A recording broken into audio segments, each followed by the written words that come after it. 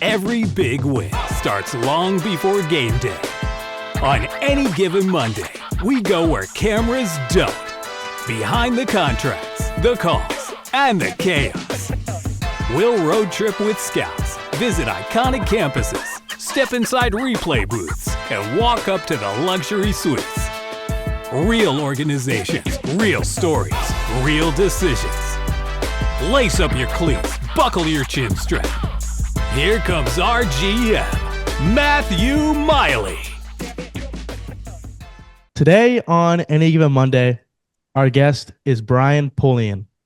Brian is the Vice President for Athletics and National Engagement at John Carroll University. Brian is a 1997 JCU alum. Go Blue Streaks. I love it. A former all-conference linebacker alongside NFL linebacker London Fletcher, and a 25-year veteran of college football leadership. Coach Polian's career spanned from Notre Dame to Stanford to Texas A&M and LSU. Coach Polian was the head coach at Nevada for 4 years, where he coached in 2 bowl games. He has worked alongside coaches like Brian Kelly, Jim Harbaugh, David Shaw, Charlie Weiss, and even started under Nick Saban at Michigan State. Now, in his 3rd year back at his alma mater, Brian is guiding John Carroll through major growth, including a move to the North Coast Athletic Conference this year and the expansion to 25 varsity sports. Coach Polian's dad is Pro Football Hall of Famer Bill Polian, and his brother Chris has worked in NFL front offices for decades. He's a son, dad, husband, brother, program builder, a recruiter, an administrator, an author, and his family are living pieces of the famous John Carroll to NFL pipeline. So, Coach Polian, before we get to your career, let's start with the wildest fact about John Carroll. You're basically NFLU. You have Don Shula, Josh McDaniels, Tom Telesco, David Caldwell, London Fletcher, and now entire front offices trace back to JCU. What is in the Cuyahoga River over there? Well, it's the power of Jesuit education and being well-rounded and multi-talented. I think the world needs people that can think critically, that can write, that can communicate, that have emotional IQ and can read a room. And I think, too, a part of it's got to do with the fact that we are a really good combination of athletics and academics. And I think our people are hardwired to be competitive and are used to that environment. Now, listen, the network's a big piece of it, right? Like, it started with Coach Shula, and then, there's, Mike Prefer and Chuck Prefer and Ken O'Keefe, and so there were some older guys that had been in the league for a long time. Then around the mid '90s, when my dad Bill Polian was the GM of the Carolina Panthers, he started this wave of my brother Chris and Dave Caldwell and Tom Telesco and Greg Roman, who is the offensive coordinator of the Chargers. And then there was that Patriot family tree that was McDaniels and Nick Caserio, now the GM of the Texans, and David Ziegler and Jerry Shaplinski. And so there have been multiple family trees, but the one thing that's been the same is that when those people got into areas where they could hire people, they came back to Carroll looking for the entry level because they knew they were going to get smart, hardworking, tough people that knew they had to live up to a standard. And so now that has gone through 2 or 3 iterations to where we have 44 graduates working in the National Football League this year. I mean, that's a stunning number for a Catholic college on the east side of Cleveland to have 44 people working in the NFL.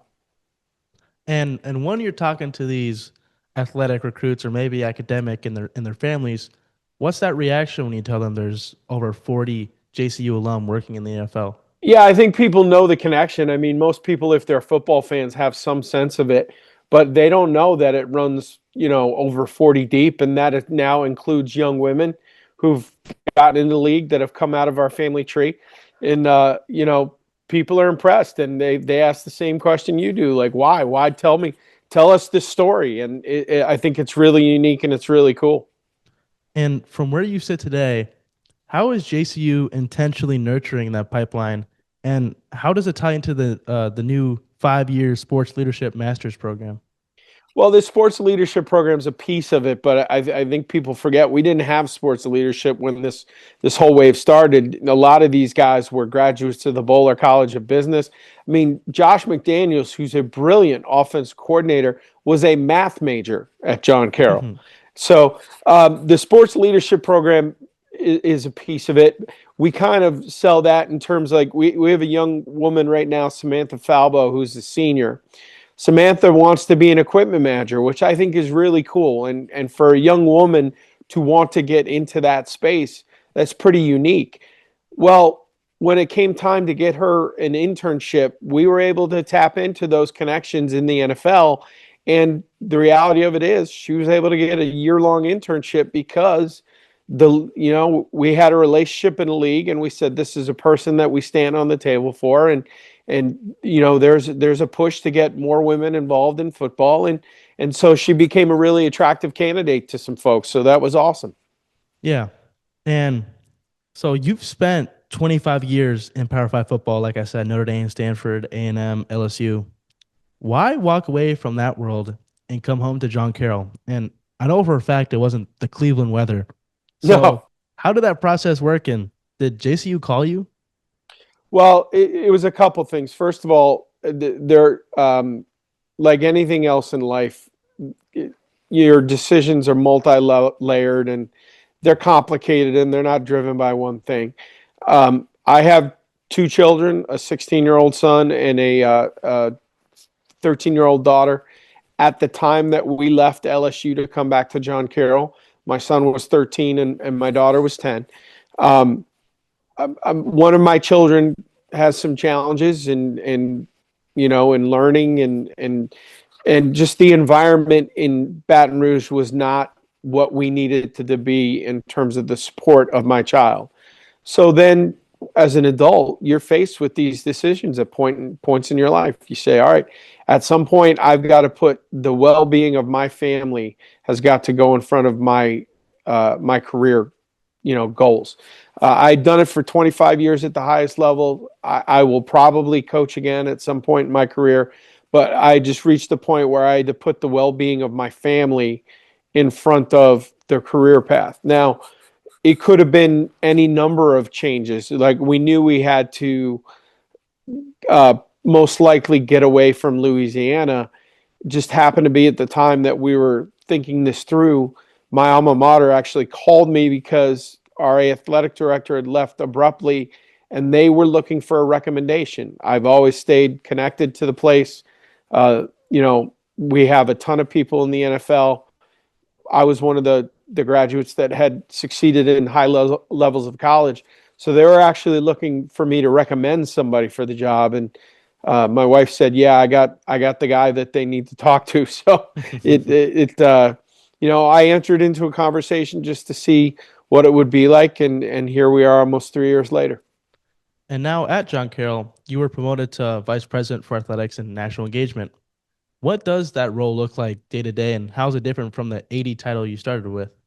Yeah, so it was kind of an evolution, right? So when nobody on our campus really kind of knew what I was and what my skill set was, they obviously you can read a resume, read a bio, have an understanding of where I've worked, but my ability to communicate, my ability, frankly, to recruit, to get up and articulate a vision to stakeholders, to be able to connect with a multi-million-dollar donor and board of trustee member all the way down to the first generation student who's going to go to college and is nervous about that transition and doesn't have generations of experience in the family to lean back on. I think when the institution figured out that I was more than just a coach per se, we just started finding ways that I could help the institution go out and talk to alums, go out and raise money, go across the country. And look, no, John Carroll has just made a decision. We have to recruit a broader swath of the country. We cannot, our student body can't be 65% Ohio. We have to recruit from a national footprint. And my ability to connect the dots outside of the Midwest and help us gain brand recognition in places that we haven't normally had was just kind of the whole job kind of morphed into it. I probably do, 30 to 35% university facing work as opposed to straight athletics, but I'm able to do that because I got a great staff and I'm not in the weeds. I'm not worried about where the visiting basketball team, what locker room they're going to be in. We have people that worry about that. I try to stay focused on strategic planning and kind of the future. And on that planning a little bit, let's talk about something that started off early in your tenure. John Carroll leaving the Ohio Athletic Conference. Why was it time? What were the goals?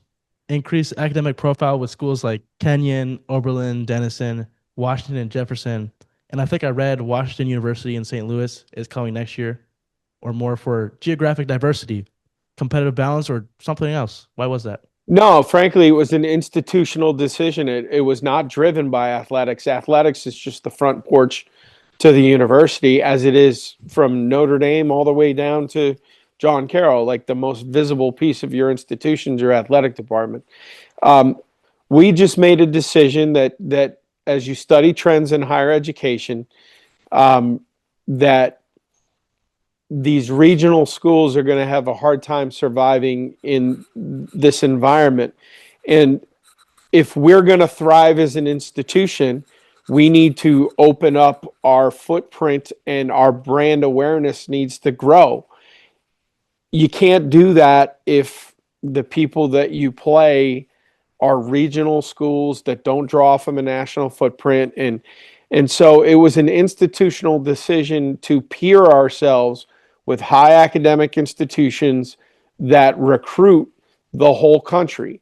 I can't go into Massachusetts to recruit a lacrosse player, and when they say to me, who do you compete against?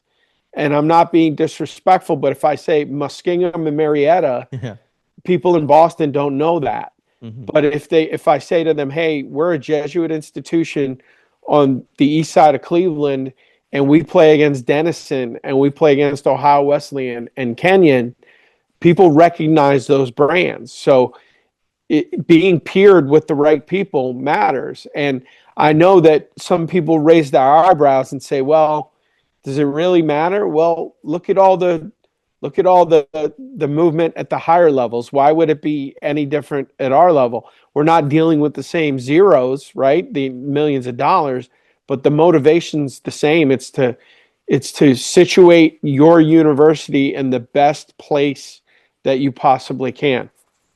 And how does this? So in FBS, we've seen some rivalries like USC and Notre Dame. They're trying to figure out there. USC that wants to play them earlier, Notre Dame doesn't.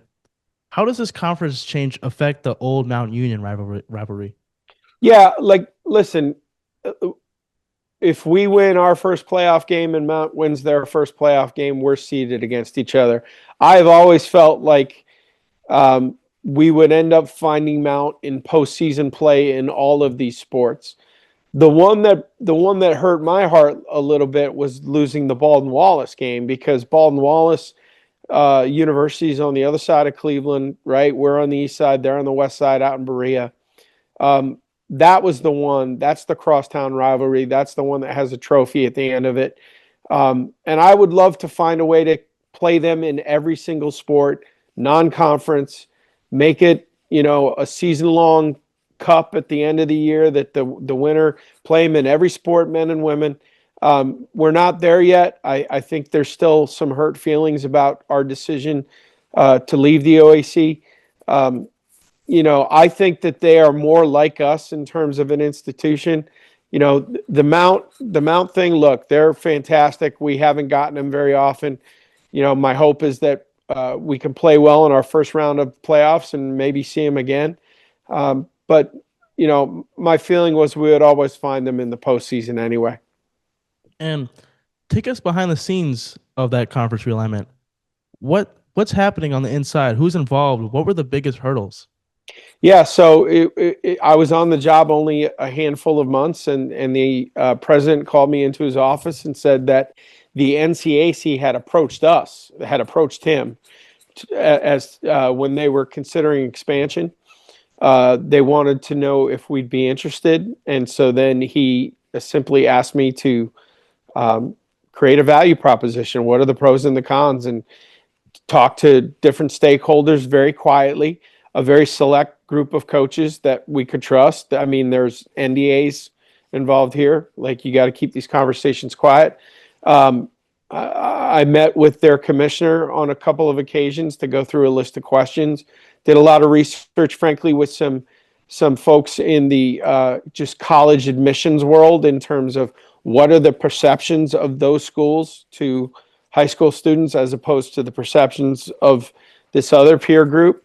And then we put together a select group of folks on the campus to have some conversations. And I will admit, when I started the process as an alum and somebody that was raised in the OAC, my initial thought was I don't want to leave the league.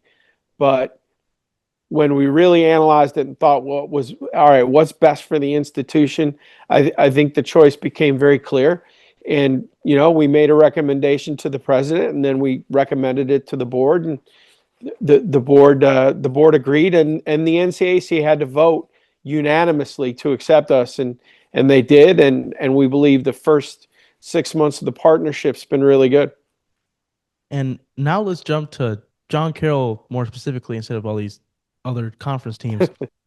Under your leadership, JCU has won consecutive conference all-sports trophies, expanded to 25 varsity sports, and renovated multiple facilities. Which improvement makes you most proud? It's the competition piece. It's the all-sport trophies. Like, there was a perception that when I got here, I would only care about football. That's not the case. I would tell you that my job right now actually is I feel more stressed now than I did as a football coach at LSU. Because at LSU and Notre Dame, you lived and died on 12 Saturdays, right? Yeah. All the pressure was built onto those 12 Saturdays.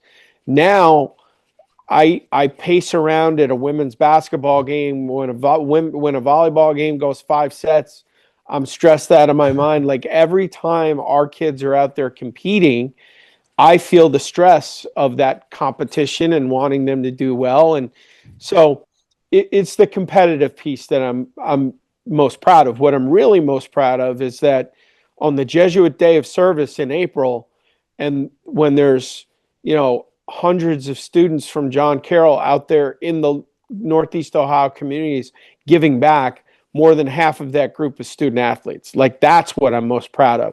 We got great people on our campus, but the facilities and all the things that we've been able to improve, I take pride in that, but there's nothing better than watching our kids compete and win and do it the right way. And not to stress you out anymore, but JCU just added field hockey as a 25th varsity sport starting in 2026. What goes into deciding the right time and right sport to add?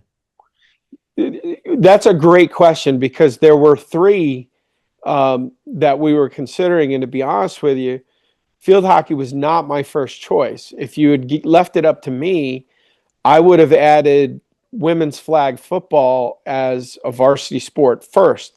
The problem is I have nobody to play. Like, I've tried to build this consortium of, 6 to 8 schools, whether they be NCAC or OAC. Like, hey, let's get together and develop this league in the springtime, and we can play each other home and home, and you have 10 or 12 games. It would have been great. I just couldn't get that over the hump. And then when we moved to the NCAC and the NCAC sponsors field hockey, it's like, okay, well, this is logical. We need to add this so that we can be on par with the rest of our peers in the league. And I care about the all sports trophy. Right now, we are second coming out of the fall behind DePaul. Well, a major reason is field hockey counts, and we earn no points because we don't have a team. So, it made sense. Now, there's enough good field hockey in Northeast Ohio in some of these high schools here that it's good. I think that we'll get competitive quickly. We hired a great coach in Gina Steffen.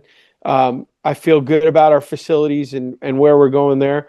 But, you know, I have not forgotten about flag football, and there might come a time that we add a little men's volleyball too. Like we're constantly trying to think about what needs to be next. Yeah. And now, for an 18-year-old athletic or academic recruit, or both, maybe from Texas or Florida, California, who's never really heard of JCU or never really understood it, what would be your best pitch? Well, I think at any level of college decision making, if you're an athlete, there's three types of schools. There's one where, okay, I'm going to choose my athletic dream and I might have to sacrifice the quality of my education. There's other places that I might get a great education, but do they really care about winning? Does competition really matter? Or is this an extension of intramurals, essentially? Mm-hmm. And then there's a select group where you can excel in the classroom and still play in a highly competitive environment. There are 420 Division III athletic departments across the country. Last year in the Learfield Cup, we were 39th. So that puts us in the top 10% of what we do athletically. The Wall Street Journal puts us in the top 10% of four-year institutions across the country. So now you're talking about we're in the top 10% of both academically and athletically. Now, what I can't control is the weather, right? So Yeah. you can't have everything. But, you know, we believe that we are that really unique combination of high-level academics, high-level academic outcomes, and still really nationally competitive athletic environment. And now, when you're walking across campus, what is that like compared to 30 years ago? It feels familiar in a lot of ways, and that's comforting. Like my first day at work, it was like, okay, I know this place. I know a lot of the people, so it was good. But then at the same time, I look at the $60 million field house that we opened, 2 months ago, and I look at all the things that have advanced over the last 5-10 years, and take great pride in the growth and know that we're not close to being done, and we've got a lot of exciting days in front of us. But listen, if you're going to leave the SEC, you might as well come home. And for that part of it, it's been, I think too, when you can recruit to a place, and I do recruit, right? I recruit athletes, I recruit students, I recruit families. When you believe in the place and its mission and its people, it's very easy to recruit to it, right? I mean, it's just because you feel it, you connect with it. And I think that the people on the other side of the conversation understand that and feel it as well. And you've had stops with Saban, Harbaugh, Brian Kelly, David Shaw. What lessons from the Power Five would translate directly into running a D3 department? Everything translates. I mean, the numbers are different, but the things that lead to success are they translate to any level. It doesn't matter what it's at. The one thing I would caution anybody that looks at my resume, or anybody else that's come up through the family trees that I've come up through, it's there's no perfect boss. That person doesn't exist. There's no perfect job. The trick is, for me, growing up in leadership and knowing I was going to be in a leadership role someday, was to look at every experience and say, okay, this is what I would take with me. This is what I would do differently. So from every person I've met, every person I've worked with, I've taken lessons. From Nick Saban, there is right, there's absolutely right, and then there's wrong. There's no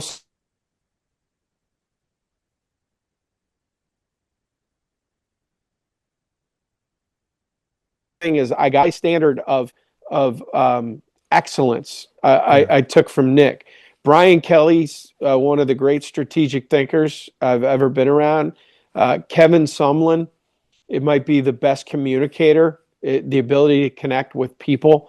I worked for a guy by the name of Jim Hoffer that not a lot of people know that name. He gave me my first full-time job at the University of Buffalo. I hired him at Nevada. I mean, that's as good a human being as you'd ever want to work with. His personal touch, the way that he handled conflict. I mean, so every step along the way, you learn from people.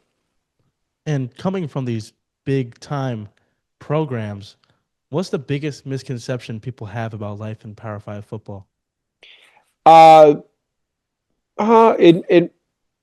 They're still 18 to 22-year-olds. I mean, the way that people react to a Browns loss and an Ohio State loss, now that changes a little bit now with NIL because they are getting paid. But I used to think, hey man, like these are not pros. Like the way a fan would attack somebody on social media and be like, that's a 19-year-old kid, right? Mm-hmm. I think the money has changed that a little bit. I will say this, like people have no idea how much goes into it. They have no idea how much work goes into it. And then I used to hear all the time, like people would tell me, oh man, you guys lost over the weekend. I live and die by Notre Dame football. I'll be like, really? Did you lose your job last year? Because people think they understand the pressure. They think they understand what it takes. The reality of it is that they don't. But at the same time, that's why these coaches get paid so much money, because they got to deal with the pressure. And ultimately, there's only two kinds of coaches: those who are going to get fired, and those who've been fired. Yeah, and something I think that you've done is really impressive is while you're at Nevada coaching 2 bowl games, you had a perfect academic progress rate of 1,000. Yep. The only group of 5 school that year. What did being a head coach teach you that an assistant never could? Well, ultimately, when you're an assistant, you make suggestions. When you're the head coach, you have to make the decisions, and you think you can prepare yourself for that, but ultimately, you're not ready for it until you do it. And like you wish there a binder on the desk when you walk in, like here are all the things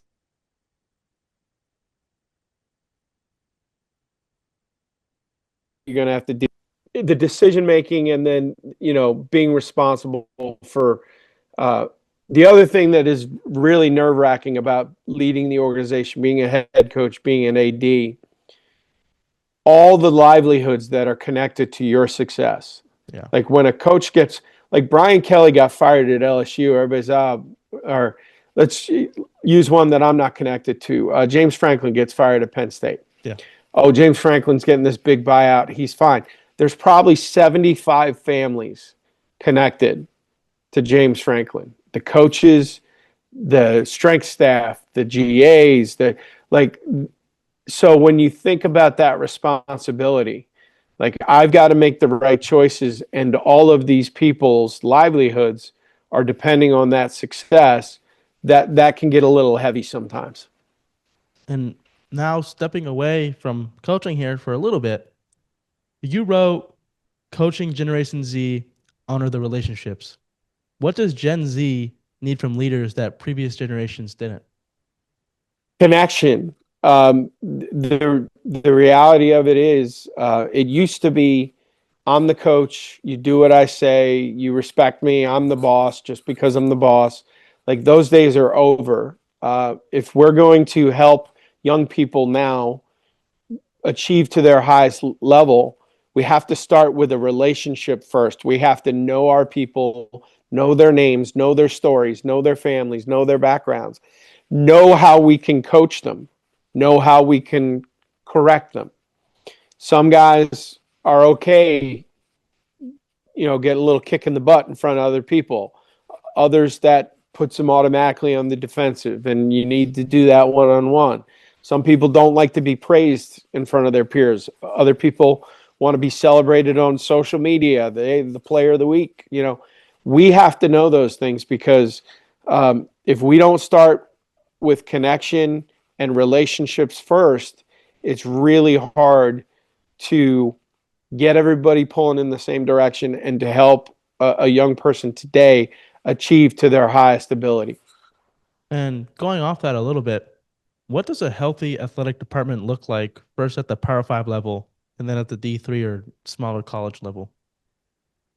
Well, a healthy department at the Power Five level is making money, or at least not hemorrhaging money.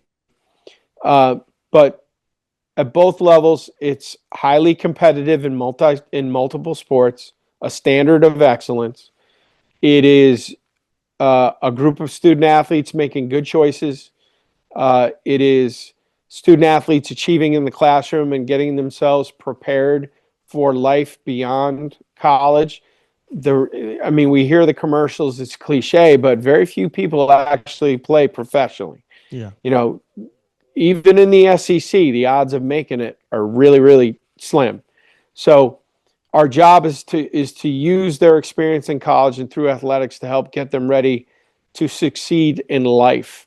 And that's why places at the D3 level, like John Carroll, places at the Power Five level, like Notre Dame, Northwestern, Stanford, I think that there are places where you can still compete for national championships and go to class and get a good education. And if you don't make it in the NFL, you still have a great career path waiting for you. And those are the places that I think are special. And how do institutions support these coaches that are teaching these young men and women? And how should coaches support academics? What's the right balance? Well, as a head coach for me, academics were non-negotiable. They're here to go to school. The question is, do you have the conviction to sit somebody out if they're not taking care of their academic lives, right? Like, you got to handle your end of the bargain. The money makes it complicated now. Like, how are we supposed to factor graduation rates if people keep if you go to 4 schools in 4 years, how do you possibly graduate on time? So the world that we live in right now in major college athletics, where the transfers are unlimited, how do credits get counted? Can somebody go from New Mexico? How does Diego Pavia go from New Mexico State to Vanderbilt? Mm-hmm. How many of those credits from New Mexico State are transferring to Vanderbilt? These are real questions that people are having to ask and answer. And frankly, institutions have been changing their academic standards. They are taking transfer credits that they would not have accepted 10 years ago, simply because if they don't, their sports teams won't be competitive in a world where everybody transfers. Yeah. And me, myself, I'm interested in travel and global business and sport, and I'm not alone in these passions. For students like me, what's your advice? Well, be in it for the right reasons, because you're not going to get rich. That's first and foremost. Like, everybody thinks about athletics and coaches make a ton of money. There are very few coaches that make life-changing money. Most coaches make enough to make a living, and they get their fulfillment through interaction with student athletes or athletes in general. The business side of sport is always evolving. I would tell you, the more things that you can do, the more valuable you become. Like, somebody who's got a background in business and sports becomes really valuable person. Somebody that understands marketing and athletics, somebody who understands, think about how valuable a great salary cap person is in the NBA, in the NFL for certain. Like, there's so many different, for that matter, a great trainer, a great strength coach, a great equipment person. Mm-hmm. Like, when people say to me, I want to get into sports, okay, well, that could be a million different things. Is it coaching? Is it the front office? Is it operations? Is it the business side? There's so many different ways to get in. And I would tell you too, be prepared to pay your dues, because these jobs are hard to get. And my first full-time job paid me $16,000 a year. That Even now, I mean, even back then, that wasn't a whole lot of money. Yeah. So, I mean, everybody's got to pay their dues. And now let's reflect on your career a little bit here. Back to JCU's identity. You've seen hundreds or probably even thousands of athletes grow. What's the most rewarding part of watching JCU athletes evolve over 4 years? Oh, just it's watching young people turn into adults. It's watching them discover their passions and their great joys. I'll share with you this. It's a little less JCU, but the very first player I recruited at Notre Dame in 2005 was a young man by the name of Kyle McCarthy. He was a safety. He came from Cardinal Mooney in Youngstown, Ohio. He was the last player that we took in the class. He was the 25th player that we signed. Kyle McCarthy is now my agent, right? Wow. So I was at the dinner table when Charlie Weiss offered him the scholarship. His mom and dad started to weep. Kyle had a great career, played a little while in the league, got in, became an agent. He's excellent. And now that person is in charge of taking care of my family. That is the great joy of what we do, that I have been with this guy since he was 17 years old. And now our relationship is so deep and so trustworthy that he helps guide my career. Now, if mid-90s Brian Polian was walking across campus after practice, could see you now, what would surprise him most? Oh, I don't know. I'm a little skinnier now. I don't know. I think I'm blessed in the sense that I had a dream and a journey, and I actually got to do it. Like I wanted to be a head coach. I think the fact that I got 10 years at Notre Dame, like if you had asked me when I was 21 years old, hey man, you're gonna coach at Notre Dame for 10 years and 2 5-year stints, and you're gonna beat USC 5 years in a row. Oh, yeah. And I don't know if I would have believed you when I was Yeah. really cool. Yeah. And now it's time for probably my favorite part of the show is the lightning round. I got about 9, 10 quick answer questions for you. You got it. As a teenager in Buffalo, when your dad was the Buffalo Bills GM, were you treated like a mini celebrity, or did kids blame you when the Bills lost and steal your French fries? Mini celebrity.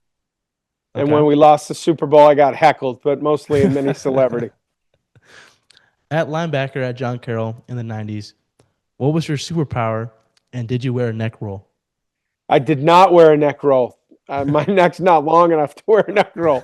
My superpower was covering kicks. I was a special teams player. That's when you play the same position as London Fletcher, you better get used to being a special teams ace, which is what I was. And I loved it. And that actually turned out to be my expertise in coaching. You've moved so much. You remind me of the Johnny Cash song, I've Been Everywhere. Yeah. What's the longest you've lived at any one residential address in the last quarter century? 5 years is the longest I've ever had the same address. And that was in it was in Granger, Indiana, outside of Notre Dame. Yeah, my wife and I have never been in a single home for more than 5 years. Wow. I know your parents celebrated their 60th anniversary this year. So tell me what's worse, getting chewed out by Brian Kelly, Nick Saban, Jim Harbaugh, or your mom? Oh, my mom's the worst. It's not even close. And you know what? She might have the worst language of all of them. Okay. What music are you listening to on the drive to the office? And what was your weight room music back in your playing days? Weight room music was typical, Metallica type.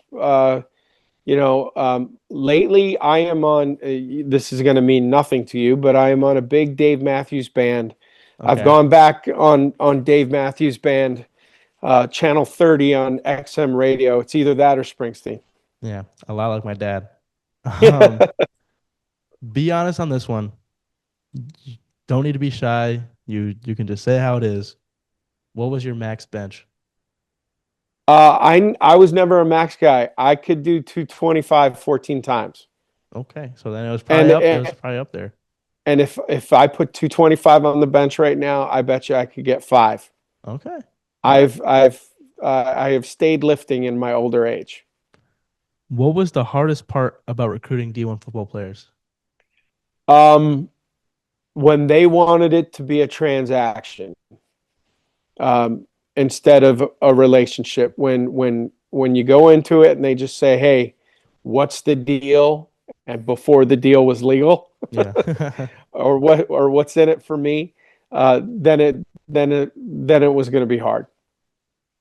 If you had an NIL deal in your college heyday, who was sponsoring you? Duff's famous wings back in Buffalo, a starter jacket lifetime contract, or something else? Oh, you are speaking my language. I was a big starter jacket guy. So when I was a little kid, every year I would get a new one for my birthday. So I had Buffalo Bills. I had a white satin Boston Celtics starter That's jacket. sweet. I had a great New York Yankees one. I have a starter jacket upstairs in my closet here. Former Bills coach Marv Levy said, knowing what it takes to win is simple, but it's not easy. What does Yeah. that mean to you? I mean, it's not a very deep statement. I mean, what it takes to win is not rocket science. It's the willingness to do the work, Yeah. right? It's the process. People don't want to invest in the process. Um, you know, taking care of let's talk about football, taking care of the football, blocking, tackling, doing the difficult things. Anybody knows what it takes to play winning football. It's whether or not you can actually do it. Yeah. One word or sentence describing how it felt for your family to see your dad inducted into the Pro Football Hall of Fame in Canton in Oh, 2015. it was emotional. Uh, to that's like a top 5 moment in my life to Yeah. to see him achieve that. And the final question here, what are you doing on any given Monday? Trying to get better. I'm in the relentless pursuit of better. Okay. It's whether it be my profession, the people around me, whatever we're trying to do. When I get up every Monday morning, I'm just trying to get better. Well, that's all I have for you today. Thank you. I Thank you for coming on. appreciate no, I appreciate the opportunity to be with you.